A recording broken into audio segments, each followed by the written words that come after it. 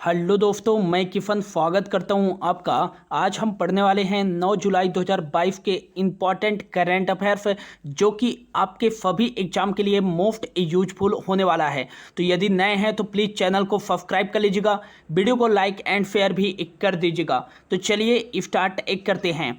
आज का जो हमारा पहला क्वेश्चन है कि हाल ही में किस देश के पूर्व प्रधानमंत्री शिंजो अबे का निधन हो गया है। तो इसका जो राइट आंसर हो जाएगा, जापान के पूर्व प्राइम मिनिस्टर शिंजो अबे का जो है निधन हो गया है। इन्होंने जो है जापान के एक क्षेत्र नारा क्षेत्र में एक कार्यक्रम के दौरान भाषण दे रहे थे, तभी एक युवक के द्वारा जो है गोली मारकर इनकी हत्या कर दी गई थी। याद रखिएगा, जापान के पूर्व प्रधानमंत्री शिंजो अबे की ये इमेजेस देख सकते हैं दोस्तों आप कि शिंजो अबे का जो है हमारे भारत की संस्कृति के साथ कितना अच्छे से लगाव था और भारत की हर मुसीबत में, चाहे वो इन्वेस्टमेंट के क्षेत्र में हो, चाहे डिफेंस के क्षेत्र में हो, चाहे टेक्नोलॉजी के क्षेत्र में हो, चाहे बुलेट ट्रेन के क्षेत्र में हो, हर मुसीबत में इन्होंने जो है भारत का साथ दिया है शिंजो अबे। और ये जो हमारे प्राइम मिनिस्टर हैं नरेंद्र मोदी के एक सच्चे मित्र भी हैं। काफ़ी भावुक पोस्ट किया था हमारे प्राइम मिनिस्टर नरेंद्र मोदी जी ने इनके निधन के अवसर पर। नेक्स्ट आपको याद रखना है, शिंजो अबे पहली बार जो है जापान के प्राइम मिनिस्टर के रूप में 2006-7 में जो है पदभार संभाला था और एक साल के लिए जो है पहली बार ये जापान के प्राइम मिनिस्टर बने थे। लेकिन 2012 से लेकर 2020 तक ये जो है जापान के प्राइम मिनिस्टर रहे और जापान के सबसे लंबे समय तक जो है कार्यरत रहने वाले प्राइम मिनिस्टर कौन है, तो ये शिंजो अबे ही हैं। जापान के सबसे लंबे समय तक पीएम पद पर रहने वाले व्यक्ति कौन हैं, तो ये शिंजो अबे हैं। यदि क्वेश्चन आपसे पूछा जाए कि जो है भारत की यात्रा सर्वाधिक करने वाले जापान के प्रधानमंत्री कौन है, तो ये शिंजो अबे का ही नाम आता है, ये याद रखिएगा। नेक्स्ट आपको याद रखना है कि भारत सरकार के द्वारा जापान के पूर्व प्राइम मिनिस्टर शिंजो अबे को जो है हमारे भारत का जो दूसरा सर्वोच्च नागरिक सम्मान है पद्म विभूषण से सम्मानित किया गया था। कब? 2021 में। इंपॉर्टेंट क्वेश्चन बन सकता है यहाँ से, ये याद रखेगा कि भारत का जो दूसरा सर्वोच्च नागरिक सम्मान है पद्म विभूषण से जापान के पूर्व प्राइम मिनिस्टर शिंजो अबे को कब सम्मानित किया गया था, तो 2021 में सम्मानित किया गया था। नेक्स्ट आपको याद रखना है कि जो है जापान के जो पूर्व प्राइम मिनिस्टर थे शिंजो अबे, जिनका हाल ही में निधन हो गया है, ये भारत पहली बार कब आए थे, तो 2007 में आए थे और इन्होंने जो है संसद में अपना जो है स्पीच भी दिया था। नेक्स्ट आपको याद रखना है कि 2014 का जो भारत में गणतंत्र दिवस का आयोजन किया गया है 2014 में, उसमें मुख्य अतिथि कौन थे, तो ये याद रखिएगा 2014 के गणतंत्र दिवस के समारोह पर मुख्य अतिथि जो थे वो जापान के प्राइम मिनिस्टर शिंजो अबे ही थे। नेक्स्ट आपको याद रखना है कि हाल ही में जो है मार्च 2022 में जापान के इतिहास में पहली बार, या कहें कि भारत के इतिहास में पहली बार जो है 42 बिलियन डॉलर जो है इन्वेस्टमेंट के लिए समझौता हुई है। जापान जो है 42 बिलियन डॉलर का इन्वेस्टमेंट करेगा इंडिया में, और ये जो है जापान के इतिहास में पहली बार जो है इंडिया में इतने बड़ी स्केल पर जो है इन्वेस्टमेंट की जा रही है। नेक्स्ट आपको याद रखना है कि 2017 में जब जापान के prime minister Shinzo Abe Bharat की यात्रा पर आए थे, तब जो है नरेंद्र मोदी जी के साथ अहमदाबाद में इन्होंने जो है बुलेट ट्रेन की आधारशिला रखी थी। नेक्स्ट आपको याद रखना है कि जो वाराणसी में जो है रुद्राक्ष कन्वेंशन सेंटर की स्थापना जो है जापान के सहयोग से ही की गई है और वाराणसी में जो रुद्राक्ष कन्वेंशन सेंटर बनाया गया है ये जापान देश की सहयोग से ही बनाया गया है। नेक्स्ट आपको याद रखना है कि टोक्यो ओलंपिक्स खेलों का आयोजन जो है 32वें नंबर के टोक्यो ओलंपिक्स खेलों का आयोजन कहाँ किया गया है? तो ये जापान की राजधानी टोक्यो में ही किया गया है। और विश्व की सर्वाधिक आबादी वाला जो है शहर कौन सा है? तो ये जापान की राजधानी टोक्यो ही है। ये भी आपको याद रखना है। एग्जामिनर और क्वेश्चन क्या बना सकता है? तो याद रखिएगा कि जापान की जो राजधानी है वो है टोक्यो। एन यहाँ करेंसी चलती है। और नेक्स्ट आपको याद रखना है कि यहाँ के वर्तमान में जो है प्राइम मिनिस्टर कौन है? तो फूमियो किशिदा जो है यहाँ के वर्तमान में प्राइम मिनिस्टर हैं। नेक्स्ट आपको याद रखना है कि यहाँ के वर्तमान में एम्परर कौन है? तो याद रखिएगा नारुहितो जो है वर्तमान में यहाँ के एम्परर हैं। नेक्स्ट आपको याद रखना है एक कि मालाबार एक्सरसाइज जो है किन देशों के बीच आयोजित किया जाता है? तो मालाबार एक्सरसाइज की शुरुआत तो पहले की गई थी 1992 में। और पहली बार जो है ये नेवल एक्सरसाइज है। और पहली बार जो है यह इंडिया और यूएसए की नेवी के बीच आयोजित किया गया था। लेकिन 2007 में पहली बार जापान इसमें पार्टिसिपेट किया। और 2015 के बाद जो है जापान इस एक्सरसाइज का परमानेंट मेंबर बन गया, ये याद रखिएगा। फिर 2020 में इस नेवल एक्सरसाइज को ऑस्ट्रेलिया जो है ज्वाइन किया। तो याद रखिएगा अब जो है Malabar exercise India, America, Japan और ऑस्ट्रेलिया की नेवल सेना के बीच आयोजित किया जाता है। नेक्स्ट याद रखिएगा कि भारत और जापान के बीच जो है कौन सी एक्सरसाइज का आयोजन किया जाता है? तो भारत और जापान के बीच जो है धर्म गार्जियन एक्सरसाइज का आयोजन किया जाता है। और नेक्स्ट याद रखिएगा कि जिमेक्स एक्सरसाइज का आयोजन भी भारत और जापान की सेना के बीच आयोजित किया जाता है। धर्म गार्जियन और जिमेक्स एक्सरसाइज है। नेक्स्ट आपको याद रखना है कि जापान की पार्लियामेंट का क्या नाम है? तो जापान की पार्लियामेंट का जो नाम है डाइट नाम है, ड्यूमा नहीं नाम है दोस्तों। ड्यूमा जो है वो रशिया की पार्लियामेंट का नाम है। ये आपको याद रखना है। मोस्ट इंपॉर्टेंट जो है यहाँ पे मैंने जो है 15 से 20 क्वेश्चन जो आपके एग्जाम में बनने की ज़्यादा से ज़्यादा जो है पॉसिबिलिटी है वो क्वेश्चन मैंने बता दिया है, याद रखिएगा। बढ़ते हैं अगले क्वेश्चन की ओर। अगला जो क्वेश्चन है, हाल ही में किसका नाम आईएमएफ के पूर्व मुख्य अर्थशास्त्रियों की दीवार पर अंकित होने वाली पहली महिला और दूसरी भारतीय बन गई हैं? तो इसका जो राइट आंसर होगा केरल से बिलोंग करती हैं और ये भारतीय मूल की हैं गीता गोपीनाथ। गीता गोपीनाथ का नाम जो है पूर्व मुख्य अर्थशास्त्रियों की दीवार पर जो है अंकित होने वाली पहली महिला और दूसरी भारतीय बन गई हैं। आईएमएफ की पूर्व मुख्य अर्थशास्त्रियों की दीवार पर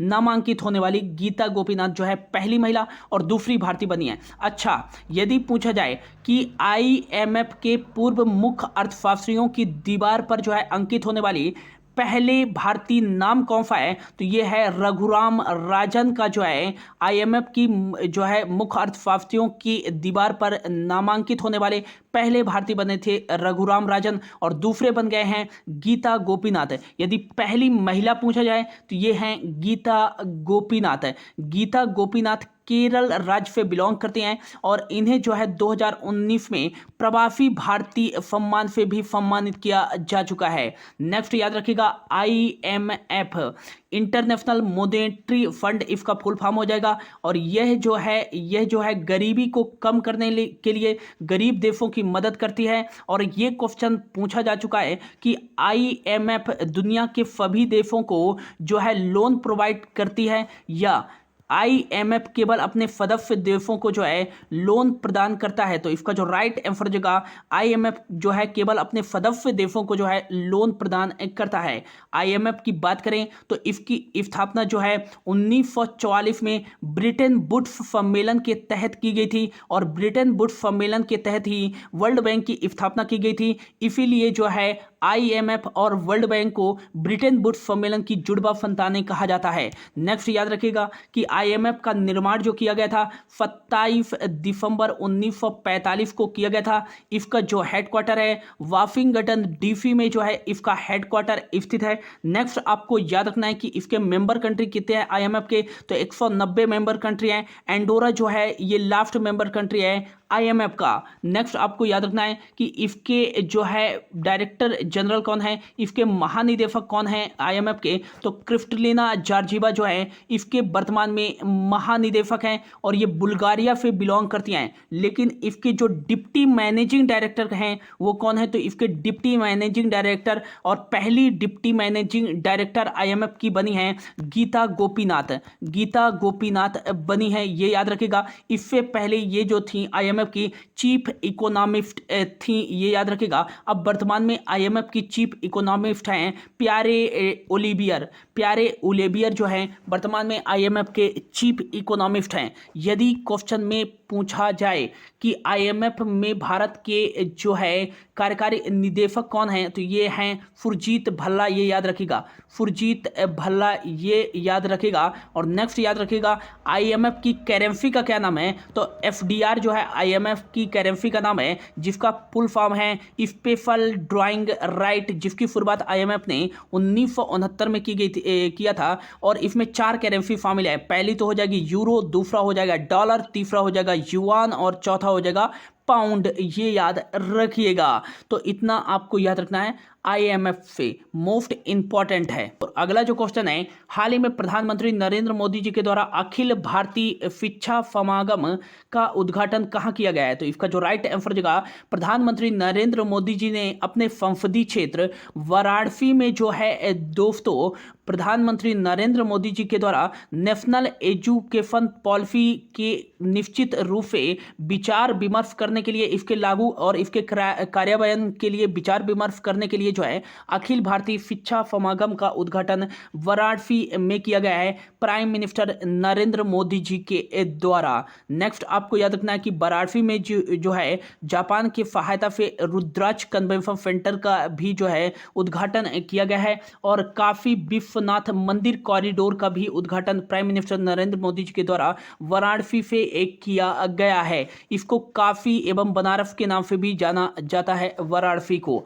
अगला जो हमारा क्वेश्चन है वो है, हाल ही में आवास एवं शहरी कार्यों के केंद्रीय मंत्री हरदीप सिंह पुरी ने कहाँ स्वनिधि महोत्सव का शुभारंभ किया है, तो इसका जो राइट आंसर होगा दिल्ली में जो है आवास एवं शहरी कार्यों के केंद्रीय मंत्री जो है हरदीप सिंह पुरी ने स्वनिधि महोत्सव का शुभारंभ किया है। ये क्यों किया गया है, तो पीएम स्वनिधि जो योजना है इसके सफलतापूर्वक जो है कार्यान्वयन के लिए और ये योजना सफल होने के लिए जो है यह महोत्सव की शुरुआत की गई है दिल्ली में। पीएम स्वनिधि योजना जो है किसके लिए लागू की गई थी, तो स्ट्रीट वेंडरों के लिए जो है लागू की गई थी।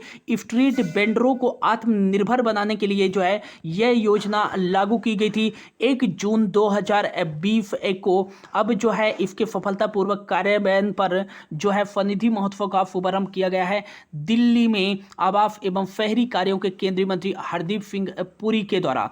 दिल्ली से याद रखिएगा कि यहाँ के जो मुख्यमंत्री हैं वो हैं अरविंद केजरीवाल, यहाँ के जो डिप्टी सीएम हैं वो हैं मनीष सिसोदिया, यहाँ के हाल ही में राज्यपाल बने हैं विनय कुमार सक्सेना। पहली बार जो है और एकमात्र बार भारत में राष्ट्रमंडल खेलों का आयोजन 2010 में दिल्ली में किया गया था। पहली बार जो है एशियन गेम का आयोजन 1951 में नई दिल्ली में किया गया था और भारत ने जो है जापान को इनवाइट भी किया था, ये याद रखिएगा। और 1982 में दूसरी बार जो है भारत में एशियन गेम्स का आयोजन जो है दिल्ली में ही किया गया था। और अब तक जो है 2 बार एशियन खेलों का आयोजन जो है भारत में किया जा चुका है। दिल्ली जो है यमुना नदी के किनारे स्थित है, ये याद रखिएगा। भारत का जो पहला स्मॉग टावर बनाया गया है ये दिल्ली में बनाया गया है।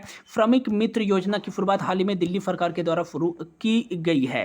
अगला क्वेश्चन है, हाल ही में केंद्रीय गृह मंत्री अमित शाह जी के द्वारा रामानुजाचार्य की स्टैचू ऑफ पीस का अनावरण कहाँ किया गया है, तो राइट आंसर जगह कि श्रीनगर जम्मू कश्मीर में जो है केंद्रीय गृह मंत्री अमित शाह जी के द्वारा रामानुजाचार्य की स्टैचू ऑफ पीस का जो है अनावरण किया गया है केंद्रीय गृह मंत्री अमित शाह जी के द्वारा श्रीनगर जम्मू कश्मीर में। रामानुजाचार्य की बात करें तो ये भक्ति आंदोलन को पुनर्जीवित करने वाले कहलाते हैं, समाज सेवी एवं समाज सुधारक भी है रामानुजाचार्य। नेक्स्ट आपको याद रखना है कि हाल ही में जो है प्राइम मिनिस्टर नरेंद्र मोदी जी के द्वारा रामानुजाचार्य की एक 1000वीं जयंती के अवसर पर तेलंगाना की राजधानी हैदराबाद में जो है रामानुजाचार्य की जो है बैठी हुई दुनिया की सबसे बड़ी, कह सकते हैं सबसे बड़ी तो नहीं तो दूसरी सबसे बड़ी जो है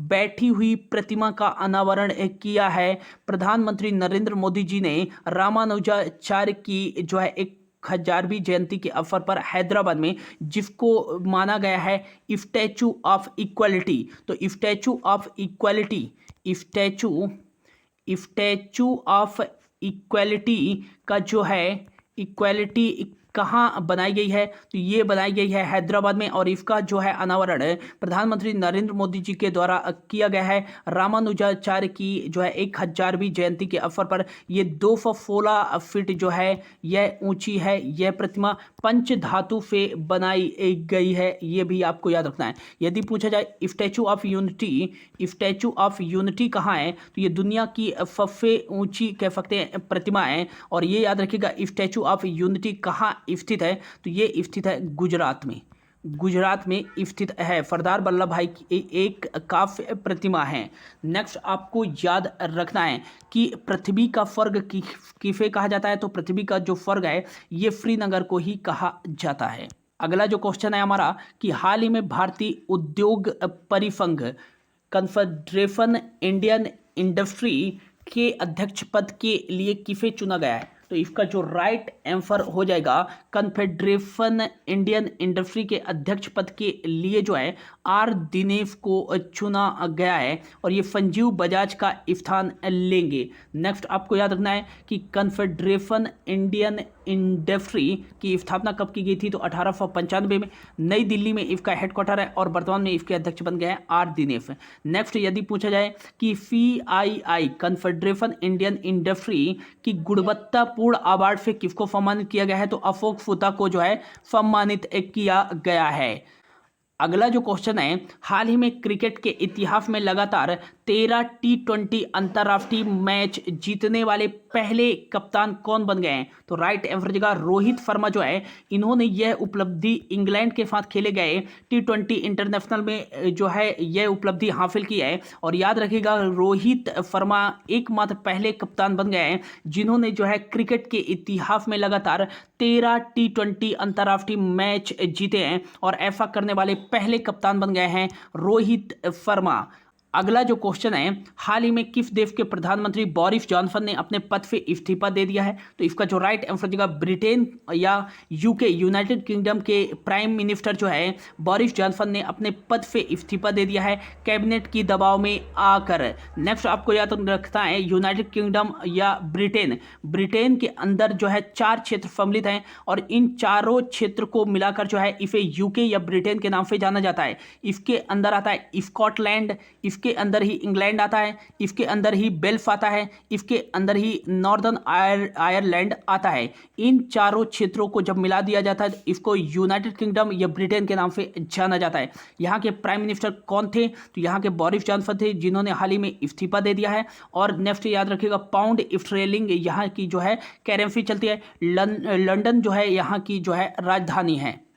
अगला जो क्वेश्चन है, हाल ही में किस राज्य सरकार ने इलेक्ट्रिक वाहन नीति को मंजूरी दी है, तो इसका जो राइट आंसर जगह हाल ही में जो है छत्तीसगढ़ राज्य सरकार ने जो है इलेक्ट्रिक चार्जिंग इंफ्रास्ट्रक्चर को सुधारने के लिए और इलेक्ट्रिक वाहनों को बढ़ावा देने के लिए इलेक्ट्रिक वाहन नीति को मंजूरी दी है और ऐसा करने वाला यह 21वां राज्य बन गया है। इलेक्ट्रिक वाहन नीति को मंजूरी देने वाला पहला भारतीय राज्य कौन था, तो ये था कर्नाटक। मोस्ट इंपॉर्टेंट है, ये याद रखिएगा।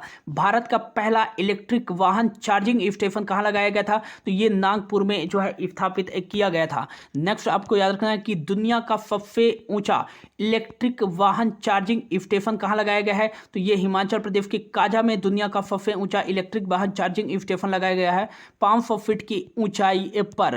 नेक्स्ट आपको याद रखना है छत्तीसगढ़ के मुख्यमंत्री भूपेश बघेल हैं और छत्तीसगढ़ के जो मुख्यमंत्री है वो भूपेश बघेल ही है और यहाँ के जो राज्यपाल हैं वो अनसुईया उइके हैं। रायपुर जो है यहाँ की राजधानी है, ये भी आपको याद रखना है। इंद्रावती नेशनल पार्क, गुरु घासीदास नेशनल पार्क, ये कहाँ स्थित है? तो छत्तीसगढ़ में ही स्थित है, ये भी आपको याद रखना है। चित्रकूट जलप्रपात, ये भी कहाँ स्थित है? तो ये छत्तीसगढ़ में स्थित है, जिसे भारत का नियाग्रा जलप्रपात भी कहा जाता है।